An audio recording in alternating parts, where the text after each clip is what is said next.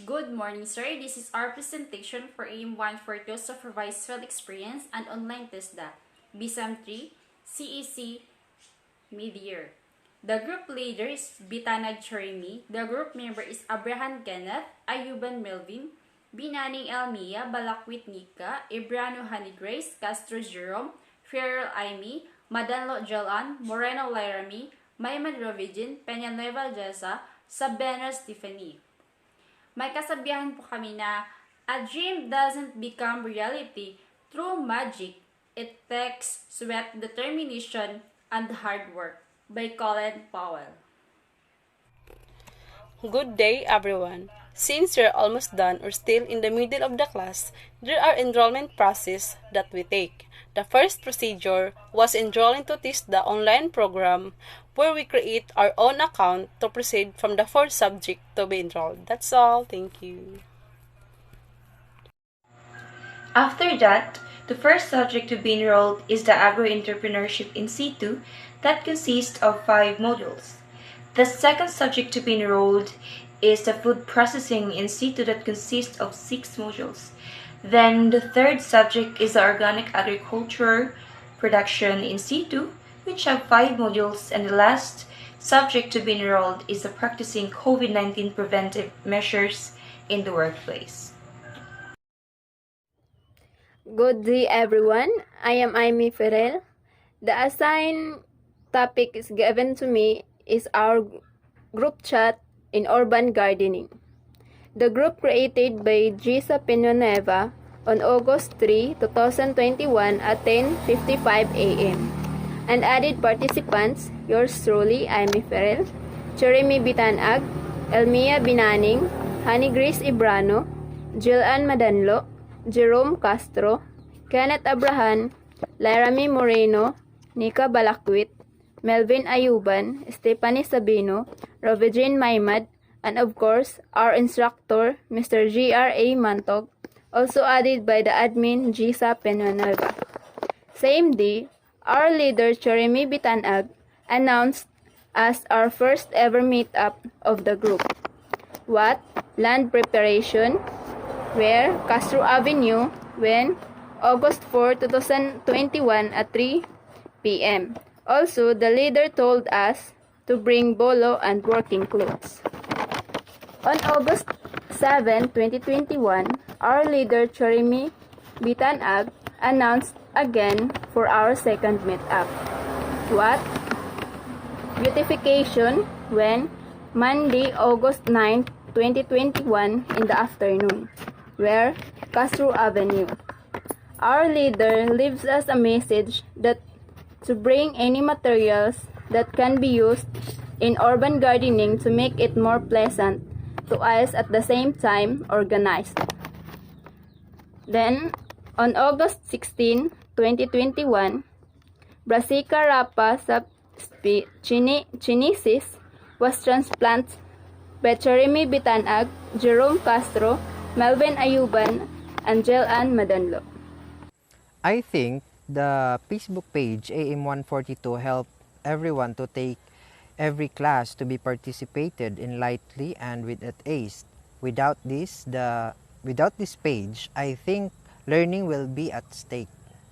Good day, everyone. I am Cherimi Bitanag, one of the Cheryl 3 and C2's topic as part of the requirements of off-semester class.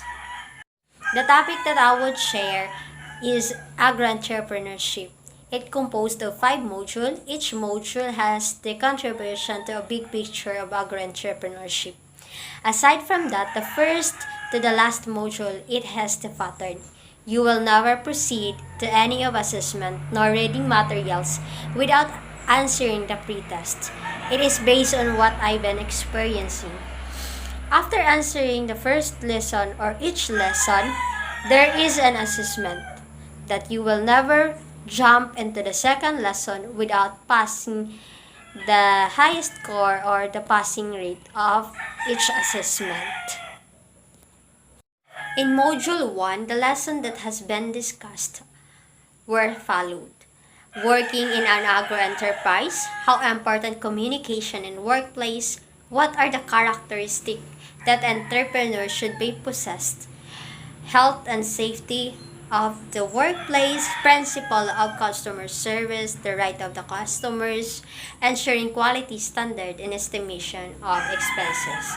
It is all about how entrepreneurs should be operate or done upon entering in the business industry so that you will be sustainable company for the or enterprise that will be stand out for the future. In Module 2, Assessing Market Opportunities, it is divided into two units, the marketing and the marketing plan.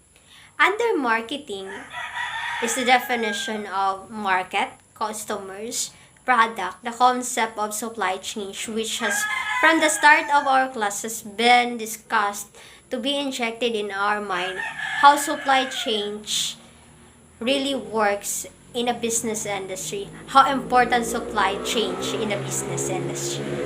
And also the value creation and addition, the how it works to attract the buyers. In Unit 2, the market plan, it shows the proper steps on how we going to plan to sell your product in a big crowd on or in the marketplace. That is the Unit 1 and Unit 2 under Module 2 Assessing Market Opportunity. It's all about the market opportunity. In Module 3, Establishing the Farm Production Plan. In farm, it is very essential or necessary to have the production plan because it monitored the gain or losses of the production or the entire operation. It is a document that prove that you have gained or you lost during the operation. In Module 4, Handling Finances, it discusses the proper allocation of finance in the enterprise. That is why planning is integrated to avoid waste of time and money. This topic has been injected in our mind since the day that I enrolled in agribusiness management, since our major course is about the management. So the proper allocation of money is our main topic. How we should value finance during the operation. How we allocate the proper allocation of money during the entire operation of the enterprise or the company. In Module 5, Marketing Farm Produced. In this topic, you need to monitor the market and how you will sell the farm produced in a market. What are the strategies should be done and what should be not to be done in order to attract the buyers in a marketplace. Agro-entrepreneurship NC2 serve as a refreshment of what has been discussed from the very beginning until now of our course. Though the topic is not difficult, since we've been discussed already, it become difficult because of the low internet connection. However, I find the information as refreshment and a test of my own learning in the past few years. And I could say that those information is useful to everyone if that person is interested to go to operate a new business industry in this world. That's all. Thank you. Have a nice day. The topic is all about the food processing. When we say food processing, is any method used to turn fish from foods into food products. This can involve one or a combination of the following: washing, chopping, pasteurizing, freezing, fermenting, packaging, and many more.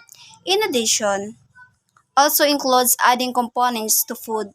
For example, to extend shelf life or adding vitamins and minerals to improve the nutritional quality of the food. Processing food by drying and dehydration. So it will be the same the procedure unlike the first topic that I discussed. Then after that, so we receive another certification for TESDA.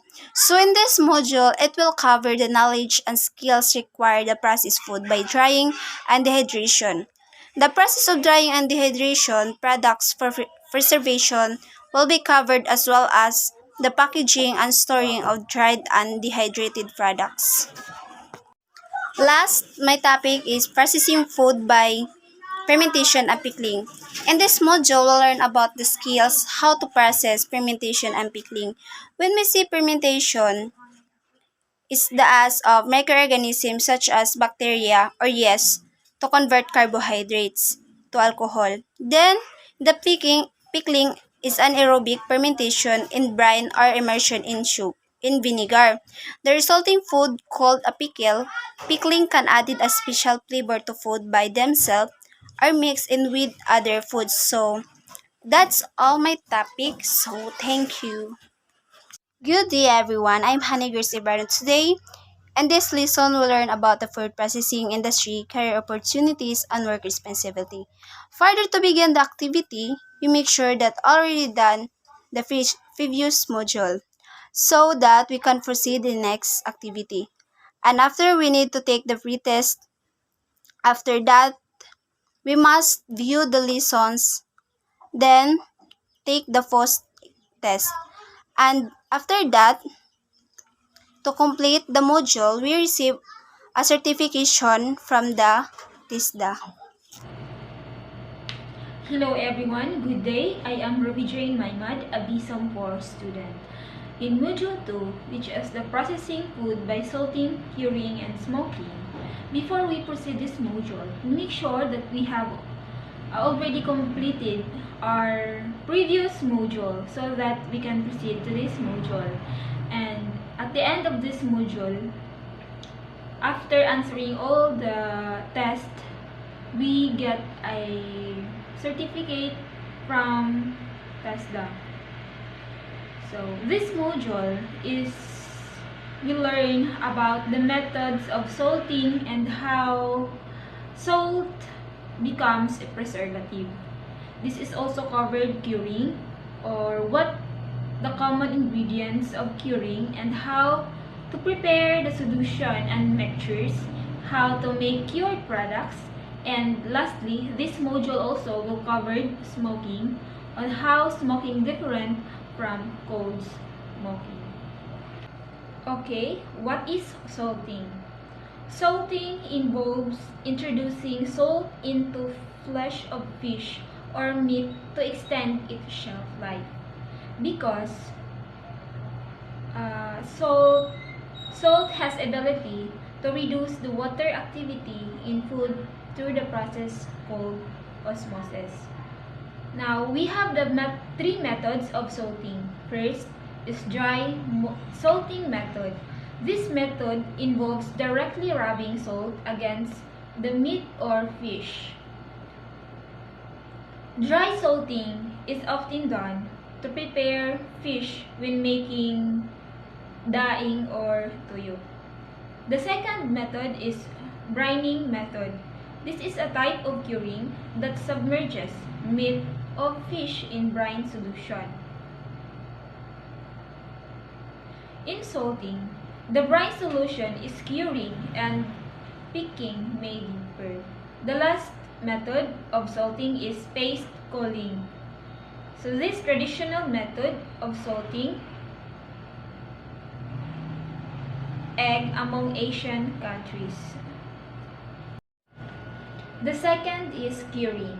Curing is another method of food processing that involves the application of salt and other ingredients to draw moistures out of the introduced flavor to food. So there are 4 ways of curing. First is pumping pickle. So this method of curing inject the moistures into the meat. So the advantage of this method is that it takes lesser time for the curing mixtures to reach the center of the meat. Then second is the cover pickle. Cover pickle method of curing is submerges the meat into a prepared mixture. Then third is combining, curing. This is a combination of the three methods that can be applied.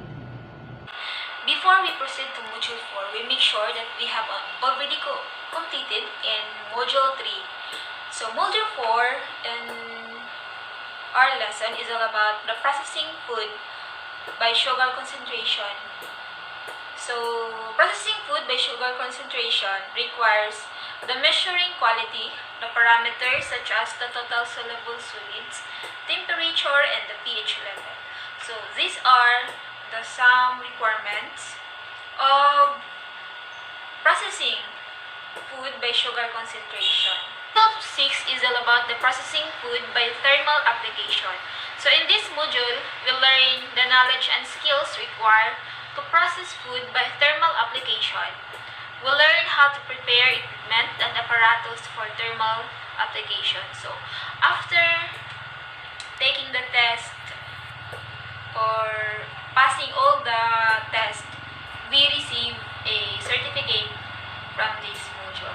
Thank you. This is my report, Organic Agriculture Production in C2. First that I will discuss to you the introduction to organic agriculture. When we say organic agriculture, it is the synthetic pesticides, chemical fertilizer, or generally modified organism to contribute to organic farming. So, magamit ng mga organic farming to develop the health and food security of our crops, and also for the environmental conservation and the economic development. And after that, you will end the finished question and the introduction to organic agriculture. You will receive the certificates. Then, before that, you cannot proceed to the next question if you are not yet past those questions in the previous topic, because it is very challenging and enjoy to answering question. You need to analyze carefully because you cannot proceed to the next. Then, the second topic that I will discuss is formulating organic concoctions and extracts. So, it is the components that contribute for natural value of food, raw food preservation, and increase of digestibility that allow also for the beneficial of those microorganisms soil to practice the natural farming and nutrients mineral that available to the plants. Meaning mga natural lang guys yan na mga resources. The next is the third one, producing organic fertilizer. So, when we say producing organic fertilizer, it is the natural mineral sources that contains moderate amount of plant essential nutrients also capable to mitigating a synthetic fertilizer. They gradually release nutrients into soil solution and maintain the nutrient balance for healthy growth crop plants. So, tungod sa ina process, yag-maintain kita ng natural na pagbunga ng kanaton mga plants. We are blessed that they have an option to use the organic fertilizer for us to prevent those many chemicals that we can absorb. Then, after all of this topic, may I present the certificates. So, this is the certificates that they have given of those three topics. As we showed that certificates talks about the introduction to organic agriculture and formulating organic concoction and extracts and producing organic fertilizer.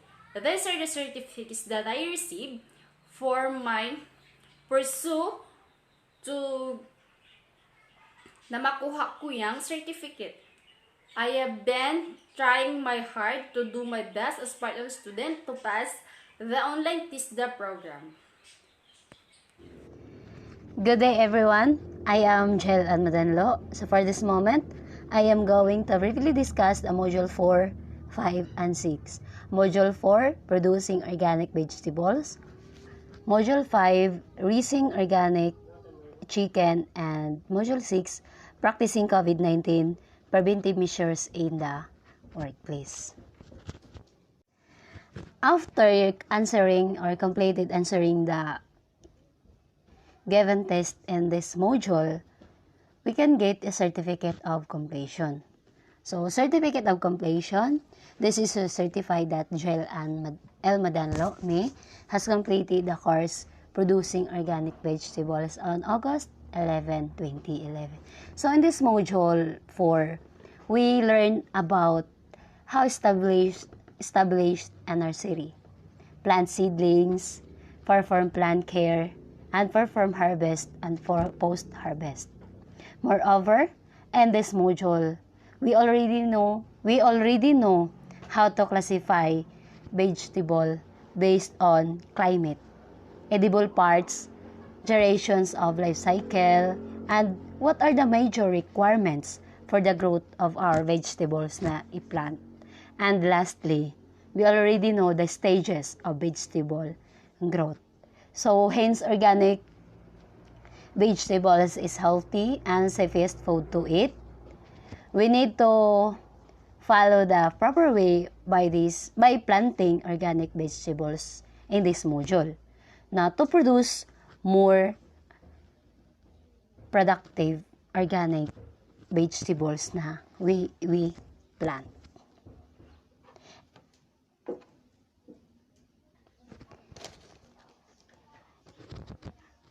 So, module 5, raising organic chicken. So, in this module, we'll learn how to raise organic chicken for broilers and layer operation.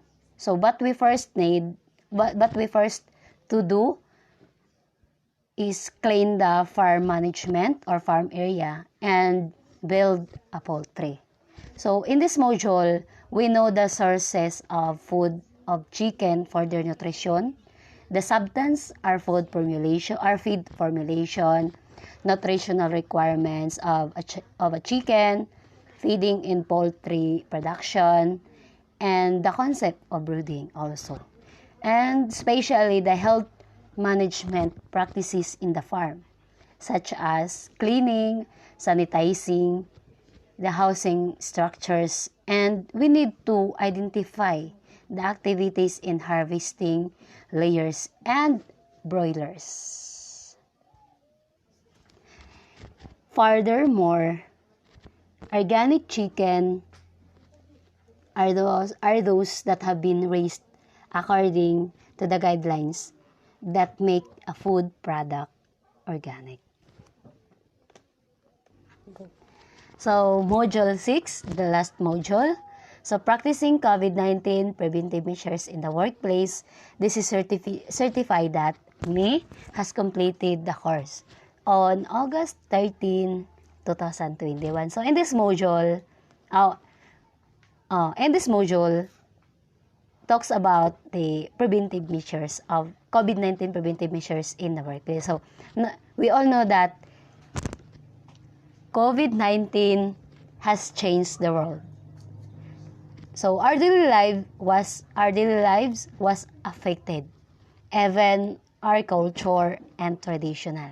So in this module, it helped us to give an additional knowledge in a company or within an organization itself or a locality that there should be preventive actions in order for them to mitigate the possible circulations of the virus. Hence, COVID-19 is not a joke. We should be careful of our every actions and avoid engaging crowded people, and we must follow the health protocol by IETF. So, simple reminder for everyone, our health is our priority today. So stay safe and God bless everybody. Thank you for listening. Good day, sir. Good day, everyone. On July 27, 2021, 1 p.m. to 4 p.m., the University of Southeastern Philippines College of Development Management, BSAB third year students, the House of Flora organized a webinar entitled Youth in Agriculture Exploring Cacao Production. As included in our course requirement in AM142, Supervised Field Experience, we registered and attended the webinar via Zoom platform to acquire knowledge about the production process of cacao and its economic development. The main purpose of that webinar is to get youth interested in agriculture. With the resource speaker, Grover L. Rosette, the owner of Rosette Cacao Farms in Calinan, Davao City, and in other provinces.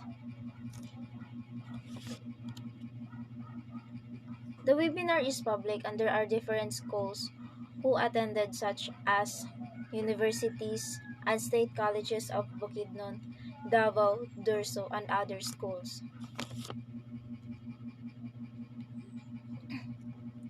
Sirset shares his experience how he started his cacao farm. It was such an inspiring story where a former mailman finds success in cacao farming. According to him, that farming is slowly but surely. Plus, perseverance is part of the secret to his success.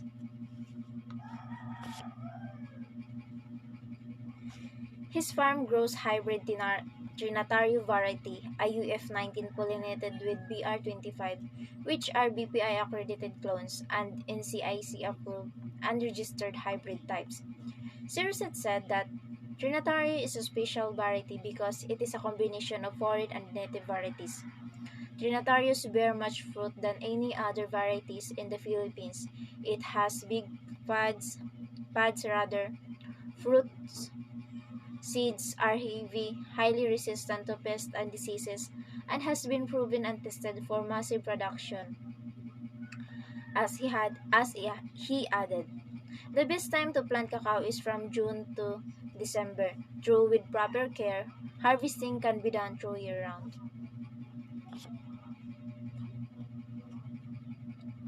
Sirset imparted his knowledge in how he built his nursery, from seedling, preparing, and organizing. Also in transplanting seedlings, where his style is it's in its elevated area where 100% not flooded. The drainage around the nursery and the fertilizing, the pure soil, the vermicast, and the rice hull. He also shares and imparted everything that he knew, his techniques and other processes on farming a cacao. It was interesting and very informative since we learned a lot from him, thanks to Sir Rosette and to the students who organized this webinar.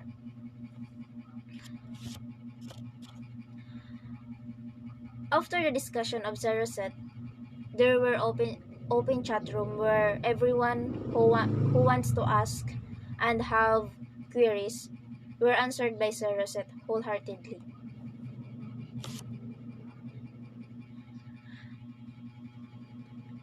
And everyone who after the webinar, everyone who participated were given a certificate of participation like this. This certificate of participation is given to Elmea Bibinaning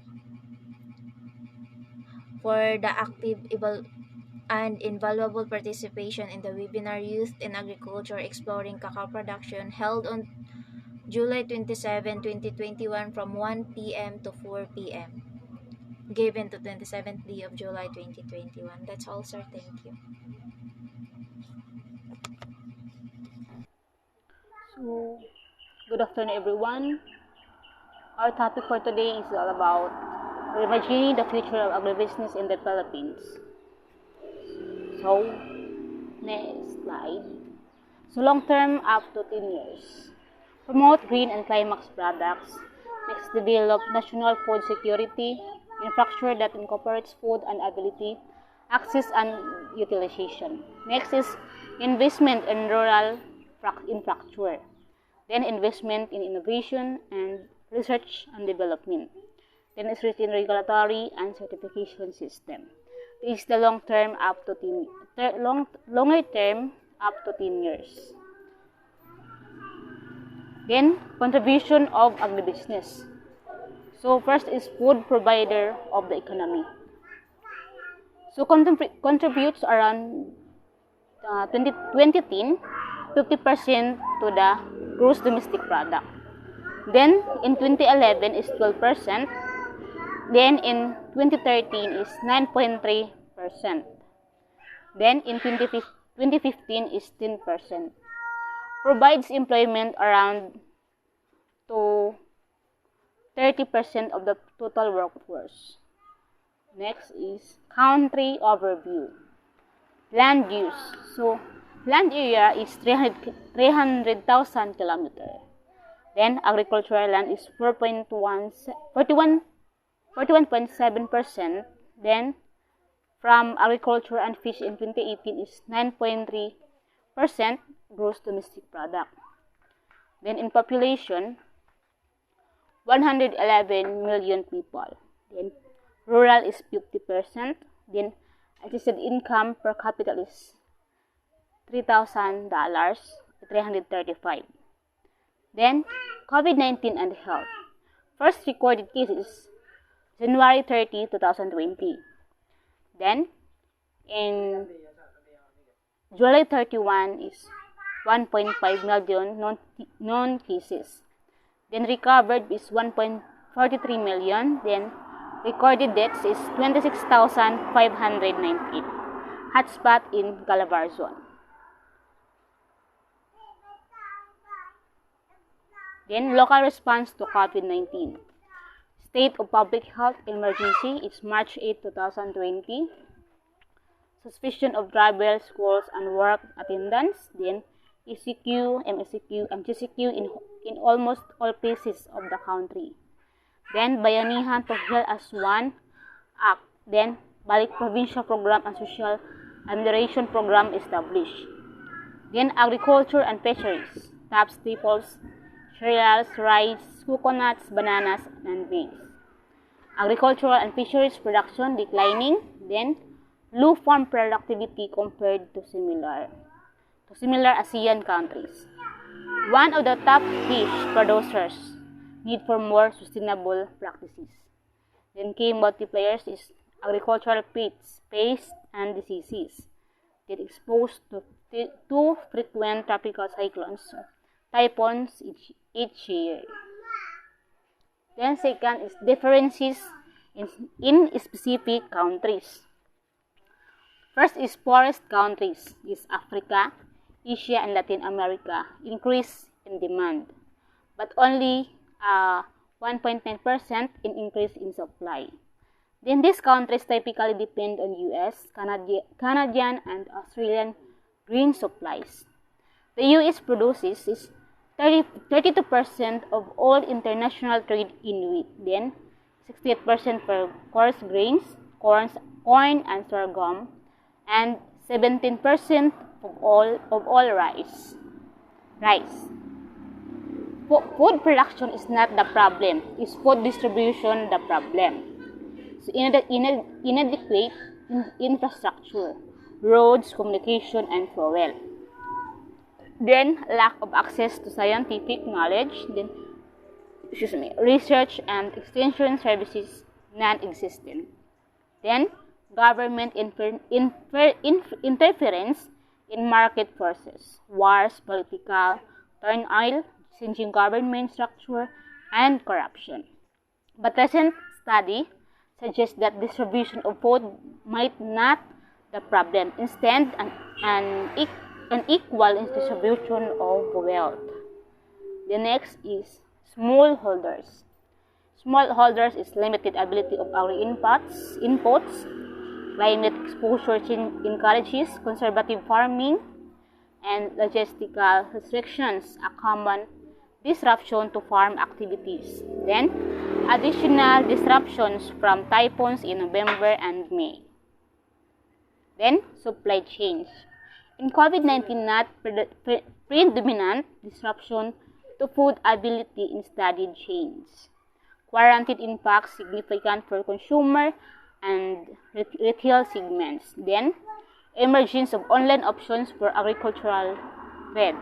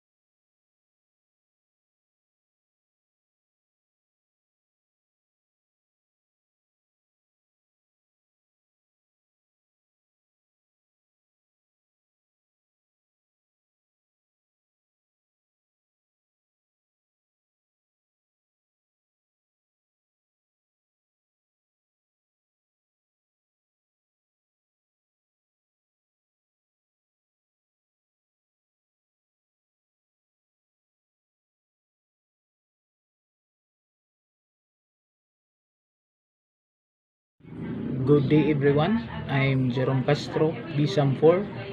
This is the step for our land preparation for our urban gardening. Step 1. Prepare soil to be planted with pit-size seeds for seedlings. Step 2 is the land preparation. So we clean the area, remove the weeds and others, and we plow the plot. And number 3 is we divided the plot into 4 quarters. And number 4 is we make water drainage in each plot. Number 5 is put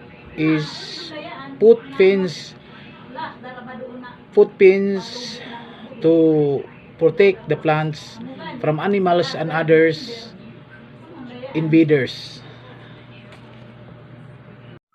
Good day sir and good day everyone. Ito na po yung naging documentation at resulta po ng aming ginagawang urban gardening na matatagpuan po sa Castro Avenue Street, Poblacion, Catiel, Davao Oriental. Ito po yung mga naging observation at naging resulta sa aming ginagawa pong garden. May gumawa po kami ng yung kural po, at saka para po hindi parang trap, hindi po mapasukan ng mga hayop na nasa paligid kasi po maraming bahay, may mga bahay po sa gilid. Ito po yung unang pagkakataon na nagtransplant po kami sa mahigit 1 buwan at 2 araw, kumbaga 33 days na aming ginagawang urban gardening. 15 days po bago po ito namin tinransplant, at yan po ang naging resulta para po parang hindi po masyadong makikita yung mga similya na ginagamit namin yung pichay para pong nasa 2 or 3 leaves, dahon lang yung makikita, pero sa katunayan po sa naging epekto or naging resulta po ay talagang masasabi mo na parang good quality for production po ang aming ginawang pitsay na pagtanim ng pitsay. Kasi po hindi po kami na aksaya ng oras at panahon para gugulan ng pansin ang aming pong urban gardening para din po matutunan namin kung ano po ang mga negative or mga positive effect po na mangyayari. Ito po yung naging 2 days before po namin transplant, 3 days.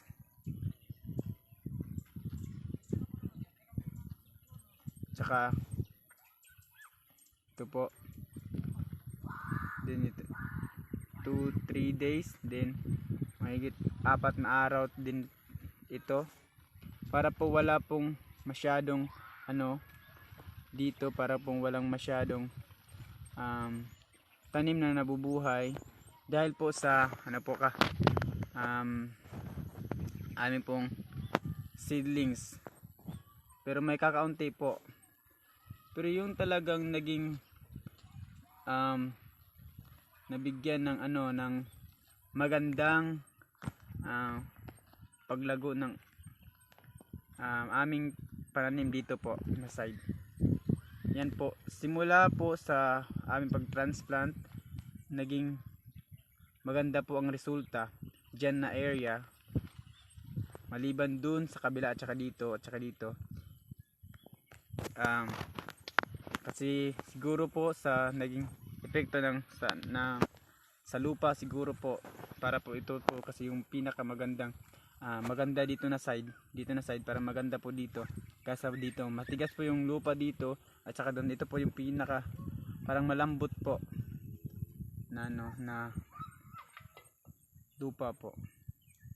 Then dito na po yung mga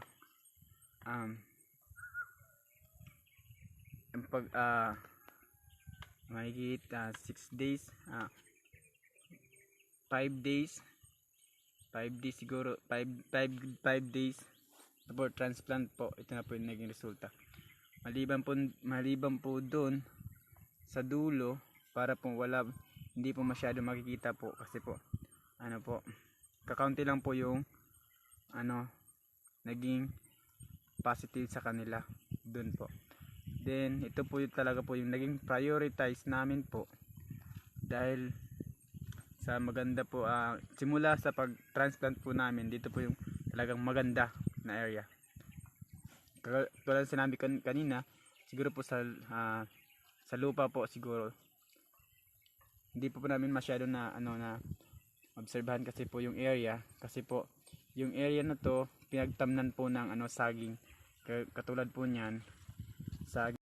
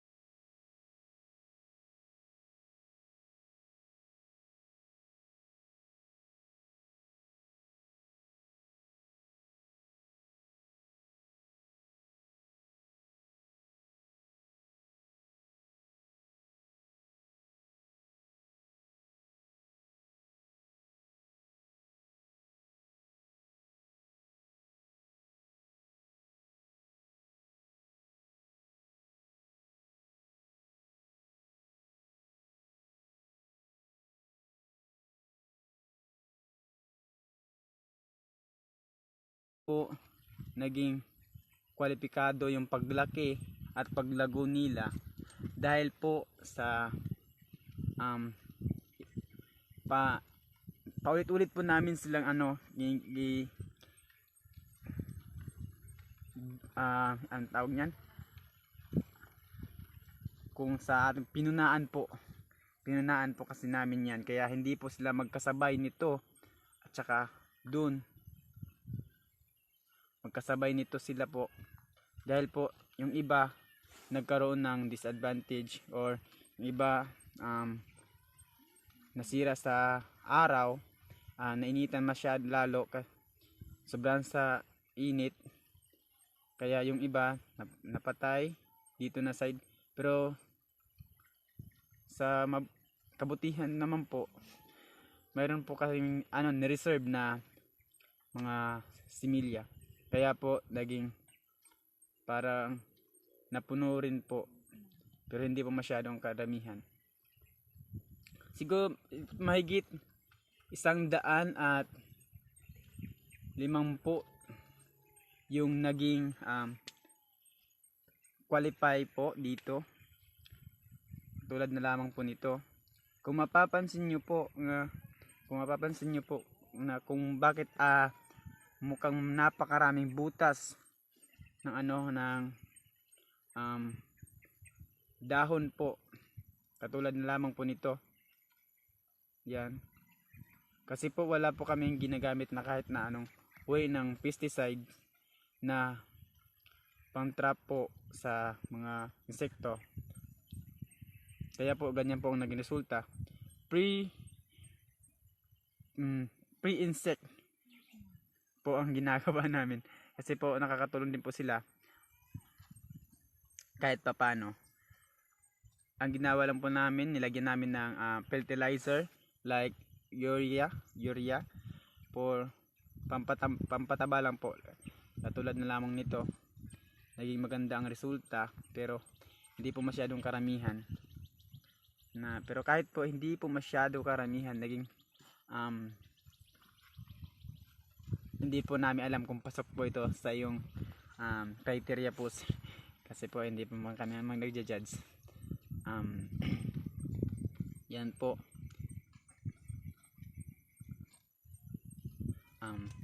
Yan na lamang po at maraming salamat po, sir. Kahit po sa gitna ng maraming salamat po, sir. Kahit po sa gitna ng kalamidad at pandemya, ginagawan nyo po ng paraan para po makapagtapos kami ng pag-aral, at salamat po sa iyong pagtuturo, sir. So this moment, I will show you for our harvesting pichay. Look at the picture. The picture is very beautiful, like a star. So very nice color, green. Then there are 13 members of the group population conducting urban gardening. And thank you for listening, sir, and God bless. Good day.